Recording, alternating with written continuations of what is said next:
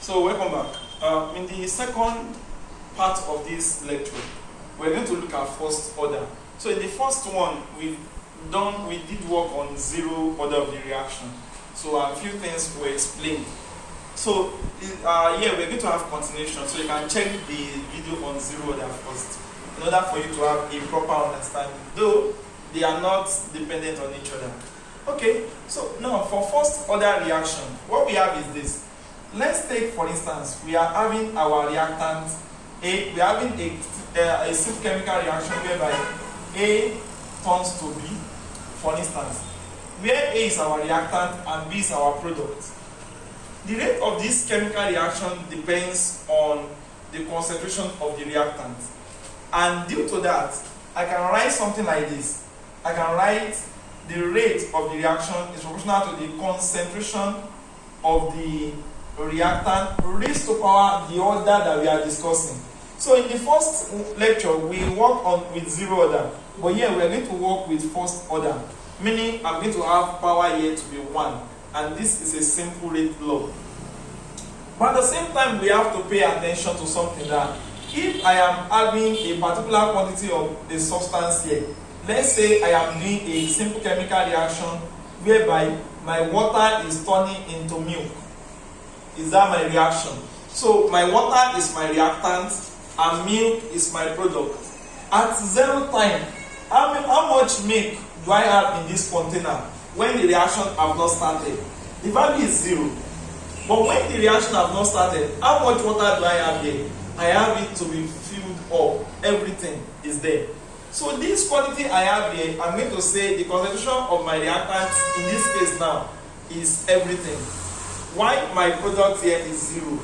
But at a particular time, when I have started the reaction, I am going to note that the concentration of my reactant will start reducing, while my product will start increasing.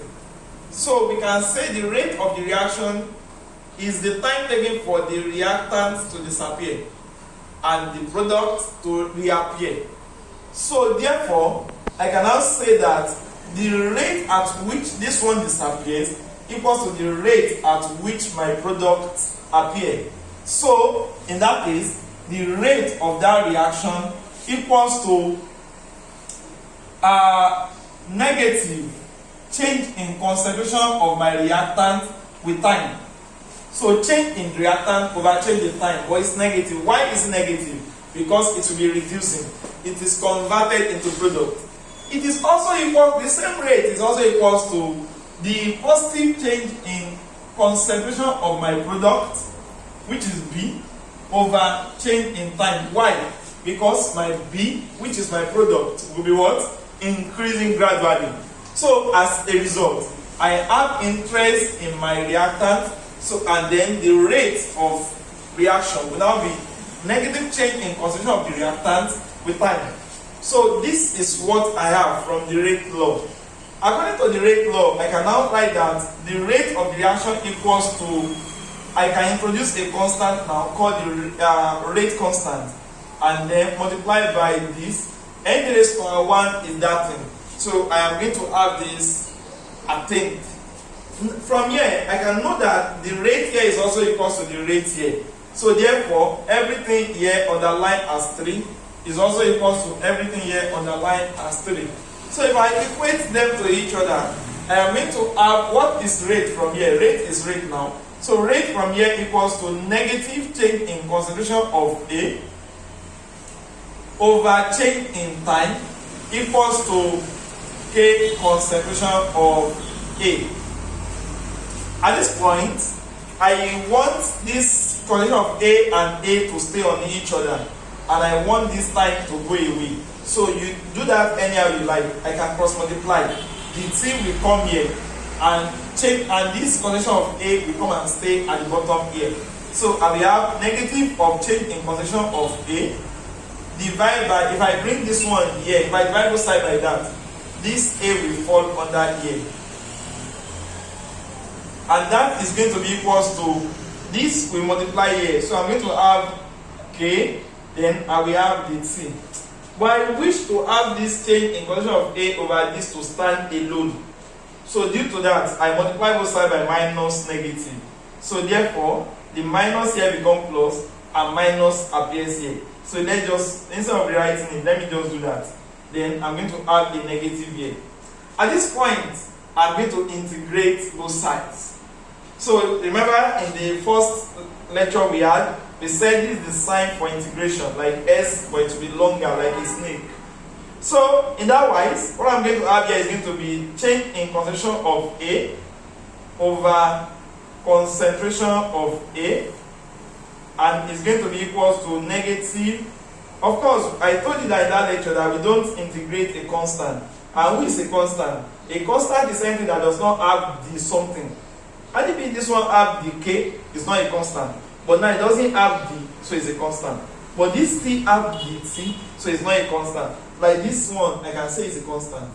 But then it's no longer a constant because I integrate everything together, up and down together. So therefore, I can only integrate the T. Like that. So at this point, we need to understand simple arithmetic, simple mathematics. In case you don't know before, you don't need to learn the whole of integration to understand the concept here. But just memorize the few things I need to tell you. In integration, whenever they are telling us about something like this, if they have something like integral of the, let's say the x over x. Anytime we are having something like this, the x over x is going to turn to something like this. It's going to become ln x. This is small letter L and N, so you pronounce it as ln. Some people will call it ln x. That's just the rule. But whenever you are having just integral of the x, this guy eats this guy, and therefore what you are left with is ordinary x. But if they go and divide it by x, of course, it becomes ln x. Oh yeah, can we go over that once again? Every time I have integral of the something over only that thing, it's going to become ln that thing. For instance, if I have integral of the concentration of A over concentration of A, it will become ln concentration of A. Oh yeah, what do you think about here? Integral of the concentration of A over concentration of A. What will you get on my left hand side here? We're going to get ln concentration of A. I think that's okay. On this side, every time I have the x, I'm going to get an integral of the x, I'll get x. So if I have integral of the t, what do you think I'm going to get here? I'm going to get t on this part, multiplied by minus k at the back before. So therefore, I am going to continue solving from here. So this is just simple arithmetic. Okay, I remember another concept. If I'm having ln of anything, for instance, if I have ln of x, ln also means like log. But then there is a value you have to multiply. 0.303 log x. Yeah, I think that's the value. Yeah. So that's the meaning of this ln x. So if I want to change ln to log, I have to bring 0.303. Yeah, at the before I write the log of x. So these are just the few things that we need to remember for easy continuation from where we have got to here. So I'm going to do the same thing that I've done here. So what do you think once again? Okay, considering that, what will you write here? You're going to have what? Ln concentration of A. What will you have here? Minus K T. That's what you're going to have here. So, but then, when you do this, remember you add a constant C or I integral constant. And when you do that, you make that constant subject of formula to go and find its value. So when you make the subject of formula, you now remember that, oh, at initial time before we start this reaction, what was happening? My concentration was still there originally, and that I will use A naught to denote that. Then, what was my time at that time? My time T was 0. I'm going to substitute all those things, and whatever I get as value of concentration integral constant, I will substitute back into the new equation I'm going to write now. So let's see how it goes. So at this point now, what we need to write now is what is integral of the A over A the concentration of A over concentration of A, the answer from here is going to be what? Mean concentration of A. Then equals to, of course, I have minus K. What is the integral of the T? If you remember from the first one we did, integral cancel change. So what are you going to have? You're going to have T. So that's what we have at this point. And we're going to add a constant that we call integration constant. So you can use any alphabet of your choice, either I or anything. But be careful, don't use any of the alphabets present here initially. So if I make my C subject of formula, I'm going to have mean of concentration of A plus KC. So at this point, I'm going to remember the condition that at the initial time, when the reaction have not started, so at that time when there was no reaction, it's like time of the reaction was still 0. We have not done anything. So it's like we've not started, time was 0. Right?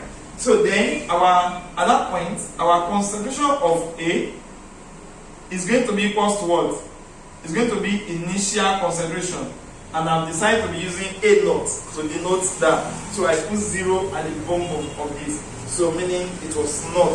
So at this point, I can substitute in this equation. So if you substitute T here, what are you going to get? K times 0, 0. If you substitute A naught for A, you're going to have mean A. So meaning that my C at this junction, we're going to have mean of what do we have here? A naught, right? Can you remember? At times 0. So and K is going to be, T is going to be what? 0. So at this point, my C is going to be equals to mean of initial concentration, mean A naught. So what am I going to do? C equals to mean A naught, Abby. Right. So we have put that here at the point of the constant. And if you do that, what will you get at the end of the day? Mean of A equals to minus KT plus what's C? Mean of A naught, where A naught was the initial concentration that we started with. So I'm going to do that, and once I do that, I'll compare the equation I get with the equation of a line. So, and from there, I'll be able to plot my graph. Okay? So let's rub this part away so I will get some space. So at this point, we can now say that let's substitute for C back into this place. So let's call this equation, because the coordinator here is engineering car, so we call the equation Y. So annoying. And from there, what do we have? We have mean of concentration of A equals to, right, minus KT plus concentration of mean of the initial concentration. Mean of the initial concentration A naught. A naught. So, and that is from the value of C that we have here. So let's collect the like terms. Let's make this side positive value, or even without making this positive value, we can plot a graph here. Here will be Y. Here is going to be our X. Here is going to be our slope. And here is going to be our intercept. Intercept C or intercept I. It depends on what you want to call it. So that's the equation of a straight line. So you can plot your graph from here and get a particular value